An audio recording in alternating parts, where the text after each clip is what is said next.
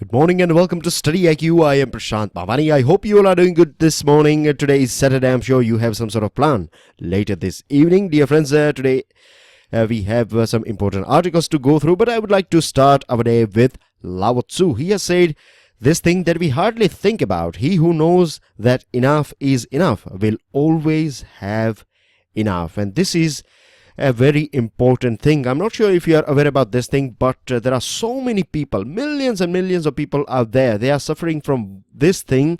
They are suffering this psychological problem that they are not having enough, and this is creating all the problems. This stress, and based on stress, you have greed, and then you have fight with people who are near to you, and all these things. The root cause is a lack of satisfaction or lack of this feeling of having enough. Think about it. It's very important. With this, we have 4 articles to go through. This one is about free fall. The Tamil Nadu government's attitude towards new media has hit a new low. What's going on in Tamil Nadu as far as media is concerned? We will analyze this thing in detail. I have got timeline for you regarding this editorial. It is about this Greece and the Republic of North Macedonia finally end a long-standing dispute. What was this dispute all about? Cultural aspect, name aspect, and all these things we will analyze. We'll go through some maps as well. I brought a video out for you guys yesterday, and I have discussed this thing that when Catalonia issue was going on, you were being told during various occasions, right? In special video lecture, in this Hindu analysis as well, that pay attention to this location. And what you find in 2018 prelims, you find a direct question based on the location of this part of the world is Iberian Peninsula, basically this Catalonia and Spain. So at present we find this issue going on, so there are chances that the next prelims, right, you may find a question on this thing. So pay attention to this one as well. This one is about wages of vigilantism. Yesterday we were talking about vigilantism, right? We were talking about this mob violence and how it destroys society. Today it says that as episodes of mass communal violence have given way to smaller scale attacks against individuals. I have picked up the best lines that can guide us, that can add value to what we have discussed yesterday from this article. And then you have this one. It's about saying goodbye to Arvind Subramaniam, who brought heft and pizzas to his role as chief economic advisor, but who was listening to him? With this, dear friends, StudyIQ provides pen drive and tablet courses for various different exams. If you have any question or queries regarding it, if you want to find out more about it, check out StudyIQ.com. You can feel free and give us a call on the numbers that you can see on your screen. Now, the video that I promised you yesterday is out on our YouTube channel. Make sure you check it out. And our test series as well is available. It will be available both in Hindi and English. Registration is on. Very few, you can say, seats, or you can say very few names to go. Right after that, you will have to pay full price, that is 7,500. So make the most out of this discount of 1,500 that is available on our test series. Find out more on testseries.studyiq.com. If you want to get in touch with me, this is my Facebook page, this is my Twitter handle. Thank you very much, dear friends. I have gone through your comments and I really mean it. Thank you so much for sharing this file, this video with other people. I really appreciate it, right? And don't forget to hit the like button as well if you genuinely learn something from today's discussion. Now let's first of all have a quick glance over the profile of this country called Macedonia. Right, the population is 2.1 million, so we are talking about somewhere around 21 lakh people. Right, area is 25,713 square kilometer. You don't have to remember this area, but population, yes, this is a bit important, so we know like how big country this one is in terms of population. Now if you compare it with India, then it is going to be very small, isn't it? Because some of our cities have more population than the population of this country. I have one question for you as I'm speaking to you right now. One thing that came in my mind is that, can you name a very famous lady, right? A very famous lady. She was born in this part of the world, in Macedonia, and then she came to India. She spent her entire life in India, and she looked after poor people, people who were, you can say, in a very bad state in terms of their health, in terms of money, right? She did lots of charity in our country. She's a very famous name. Do let me know if you know the name. Can you give me the name? This is a small quiz for you guys, just to give you a little bit of competitive kick. And major language is Macedonian and Albanian. Now pay attention to this thing as well, Albanian, right? We'll talk about it. Major religions are Christianity and Islam. If you go back to the history of this part of the world, then you will find that this was the portion of Europe and Asia where you find Islamic people as well as Christians, right, interacting with each other. The currency is dinar. United Nations World Bank has recognized it, and 1913, right? It all starts from 19. It has a history bit before as well, but for the things that are going on in recent past, we can start with this 1913. Ottoman rule in Europe ends after 5 centuries, right? It is associated with what is it with our Indian history as well. Ottoman rule. Remember Khilafat movement and Ottoman, this connection of Muslims, and this the right word is Khalifa of Islamic people, right? The chair or the main sultan was the Khalifa of all the Muslims around the world. Then British used to rule this part, this Turkey, and anyways, this is something that is associated with it, right? Of course, when you read this Khilafat movement, you will come to know about it. Then Macedonia is partitioned between Serbia, Bulgaria, and Greece, what is now known as FYROM. What FYROM means, right? Former Yugoslavian Republic of Macedonia. Then in 1914, First World War, Macedonia is occupied by Bulgaria. 1819, you find Macedonia becomes parts of Serbia. Again, the Kingdom of Serbs, Croats, Slovenes is founded and is renamed as Yugoslavia in 1929. This is the part of the world that we are talking about. Here you find all these countries, right? They are known as the Balkan countries. As you can see here, Turkey is not far, and you have Bulgaria, Romania, Greece, Albania, and other countries. Don't worry about it. I have got a zoomed map of this part of the world as well for you guys. Now, let's very quickly have a quick glance over this timeline. In 45, you find Socialist Yugoslav Socialist Federation comprising 6 republics, including Macedonia, and Tito becomes the president. Tito died in 80s, and after that we saw some sort of rebel going on. In 1991, finally, Declaration of Independence has been signed, and international recognition is slow because Greece has objected. We are talking about Macedonia. Greece objects this name Macedonia. Now, why it is objecting this name, we will talk about it as well. Then you find Albanian peoples, right? They are not happy when they are living in Macedonia. There was a sort of uprising, a bit of violence took place here. Later on, we saw a little bit of peace as well. So it's all right? Bits of peace, bits of violence.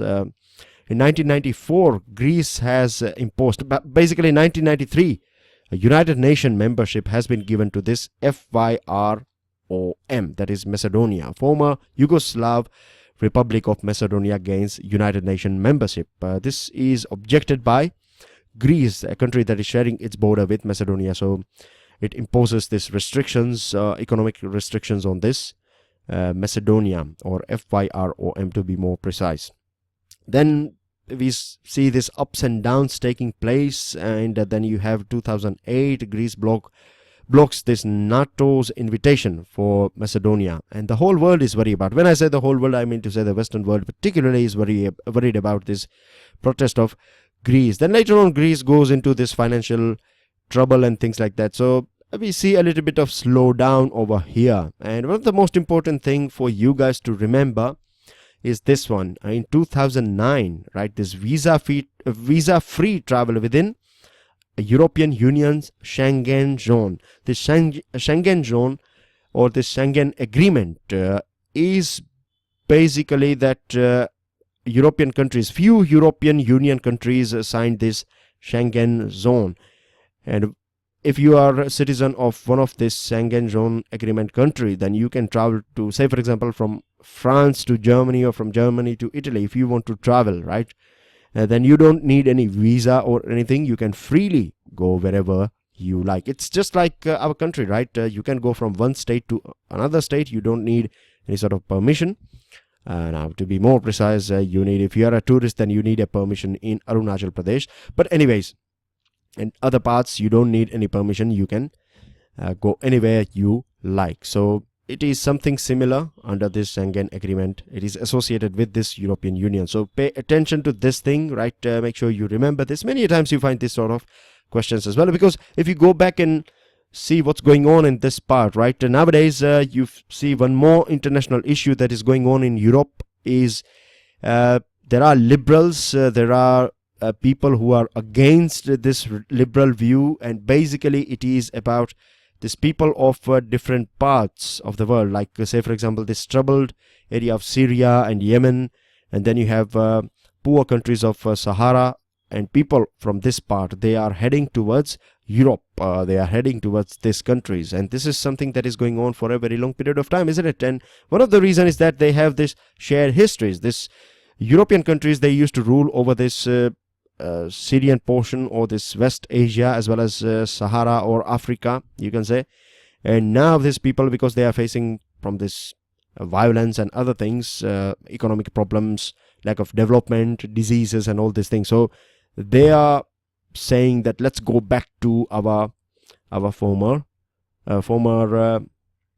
rulers, right? Let's go back to Europe. And of course Europe is a prosperous continent, one of the most prosperous continents, so people are heading towards it. And there are political leaders, like you have German Chancellor. She is supporting this liberal views. She is standing for allowing people from this migrants, right, coming from different parts of country. She's saying that we should absorb them, and this is something that was done by Germany, right?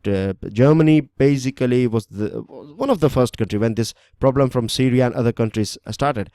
They picked up all this talented people like doctors and engineers and managerial people, and all this highly skilled people were absorbed by Germany.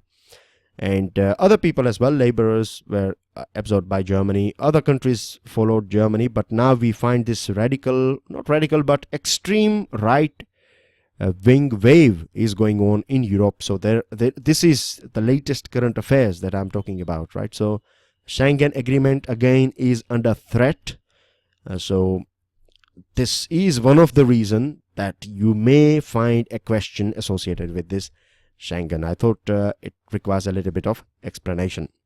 Now in 2011, International Court of Justice, The Hague, a special video lecture on this thing is available if you want to check it out, right? So it basically rejected this Greece block on Macedonia. And in 2015-16, Macedonia struggles with number of migrants making their way that we have already talked about. And 2018 February, right? These two countries, Greece and Macedonia, these are the countries that we are talking about. This is the Balkan Peninsula. Pay attention, you have sea waters here, Adriatic Sea, Black Sea here, Aegean Sea, then Sea of Crete, and Mediterranean. So this is the reason why it is known as Balkan Peninsula. When you have any part of the world or any portion of land that is covered by water from three different sides. This is our peninsular India. This is Sri Lanka here. So Arabian, Bay of Bengal and Indian Ocean. So this is known as Indian Peninsula. So in the same way, this one is known as Balkan Peninsula. I hope things are clear to you now. This is Skopje, that is capital of Macedonia, and this is Greece, and the capital is Athens, a historical country, no doubt, associated with Alexander and other important Socrates and Plato and other things. So Skopje, that is the capital, has resolved a festering dispute with Athens. This is a good news coming from this part of the world. The landmark agreement that is been signed between these two countries, Greece and Macedonia. Now, this country, this Macedonia, right, it will be known as Republic of North Macedonia. Earlier on, 100 countries of United Nations were supporting this Macedonia, or this FYROM, that is former Yugoslav Republic of Macedonia, and this was something that was been strongly opposed by Greece, and one of the main reason is that it has its own port city of Thessaloniki. Thessaloniki is the capital of this Greek Macedonia. There is a place called Greek Macedonia, and its capital is Thessaloniki. And this was basically shown in the map of Macedonia, this FYROM, which is now known as Republic of North Macedonia. So this was the main bone of contention between these two countries, these two neighboring countries. Something similar to what we find, not exactly, but in a way, right? Similar to what we find in our country, or between India and Pakistan. Now, finally, both have decided that that they are accepting peace. This animosity is not going to be helpful for each other, etc. There was one more issue, right? We know that Greek is a very ancient civilization, and Alexander the Great is very much famous in Greek. So Macedonia, they used to use Alexander, the name was given the name of its international airport. Now it will be changed to Skopje International Airport. Then they used to have these streets named after Alexander. They have a statue as well, right, in Skopje, that is resembling to Alexander the Great. So all these things were opposed by Greeks, and this is something that Skopje has to give up. So they have finally agreed, because it's not just about a name, it's also about civilization, it's also about history and culture. But now both this Prime Minister of Greek as well as his counterpart of Skopje, they are going to face a little bit of protest in their respective countries, but it's not something that is impossible to solve. So let's wait and watch, but it is a very important issue. Moving on to another item, this is about an advisor with nobody to advise. Why we find this thing, that he was a chief economic advisor, but there was nobody to listen to him in the government. We'll go through it.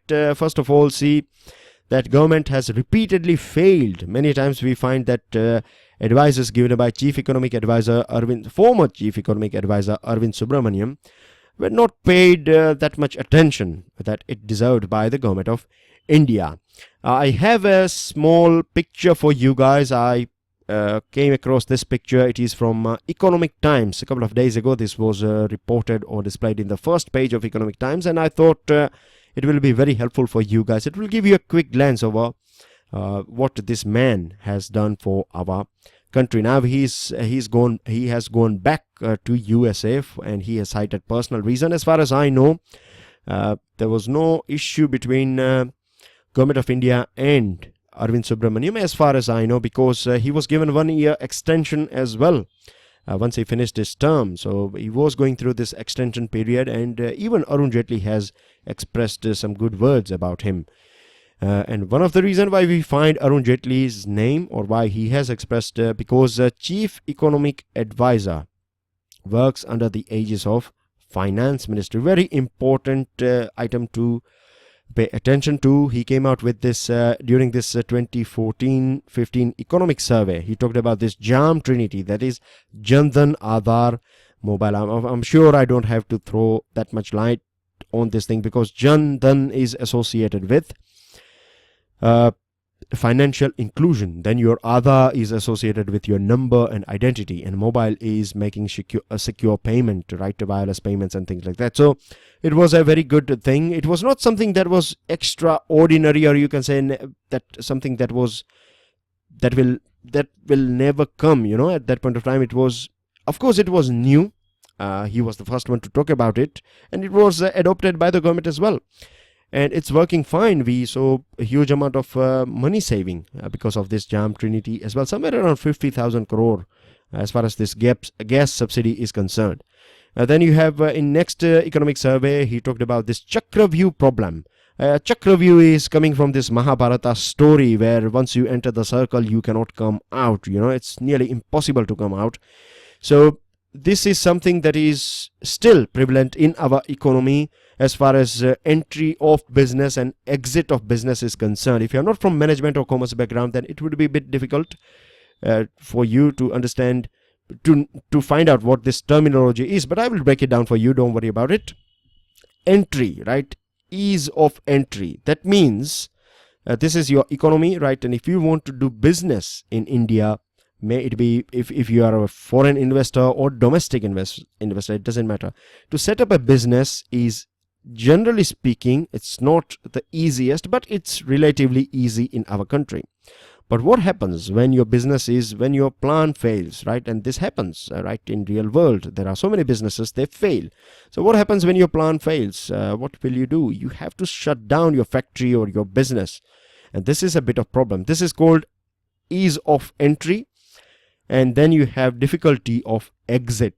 You cannot exit. That means if you close down your business, then you have to go through many laws, rules and regulations and other things. So this was termed as Chakravyuh problem by this CEA, former CEA, and this is right. So I hope things are clear to you when I said this difficulty of exit. Then you have Insolvency and Bankruptcy Code. He talked about this bad bank. He talked about this twin balance sheet problem. I have explained this thing to you earlier on. Let me quickly throw some light on it for new students. Asset, you have asset and you have liability, right? These are the two things that you find in a balance sheet of a book. It's associated with accounting. So assets are all the things that are yours. Say for example, your mobile, your car, right? Your land, your shop, all these things that is owned by a business, right, is part of its asset. And then you have liabilities. That means if you have taken a loan, the money is with you, but you have to pay back this loan one day to the bank or the person from whom you have borrowed this thing. So it is your liability.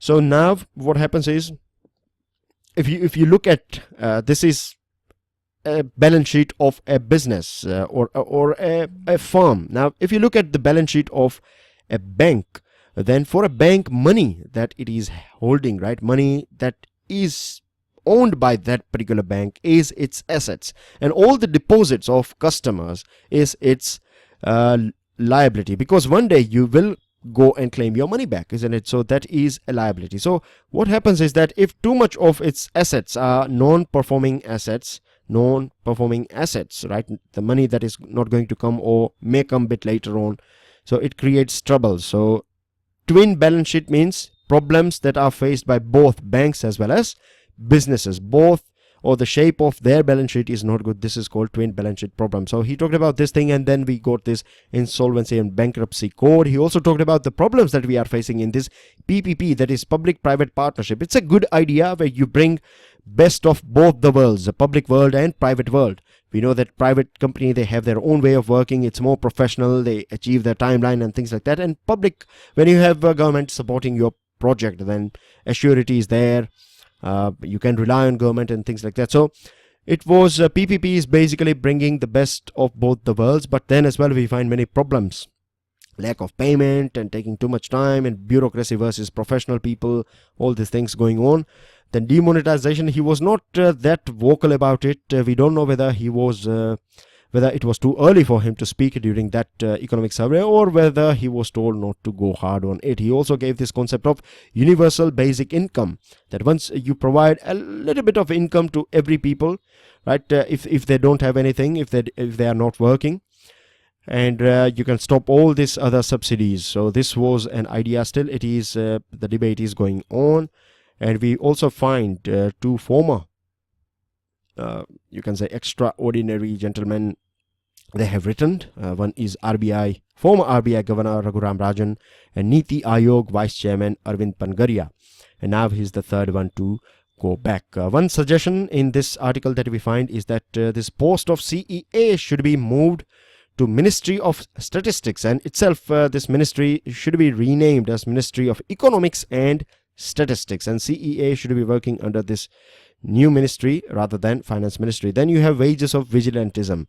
This sort of things are going on. Yesterday we talked about it in detail, remember? So lynching, it's not just about, it's not limited to any one pocket of our country. It is going on in different parts of our country. Yesterday we talked about Tamil Nadu, we talked about Assam, we talked about North India. The sad thing is that we find majority of people who are victim of this lynching, they are Muslims or minority. This is a sad thing for any democracy, particularly a country like India that is having this you can say rich history of diversity. Unity in diversity is very core to our country. Supreme Court as well was not happy about this thing. In 2017 September, Supreme Court issued this direction to all state governments to take necessary actions. But even today we find this thing has not completely stopped. Many times we find many representatives of people, and I'm not blaming any one particular political party. You find this sort of people in different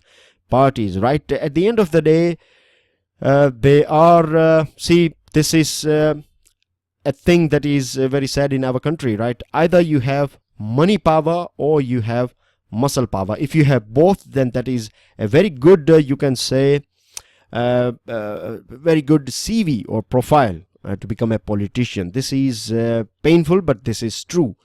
And muscle power people, money power people, many a times they use this communal violence, and they use this animosity, or they create this divide and rule thing, and then they exploit this fear that they generate, and then we see these sort of things going on.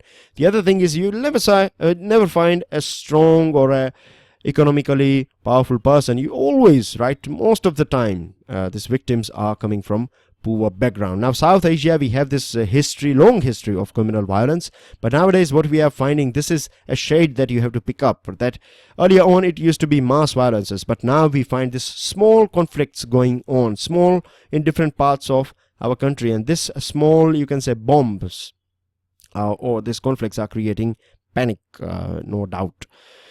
We have some reports or some figures that Citizen Against Hate, a civil society group, came out with a figure, and they have observed this 50 lynching deaths in which you find most of the victims are Muslim. And as we talked about this thing yesterday, it is the law and order, right? The local administration, if they really want, they can change the things that are going on in the ground.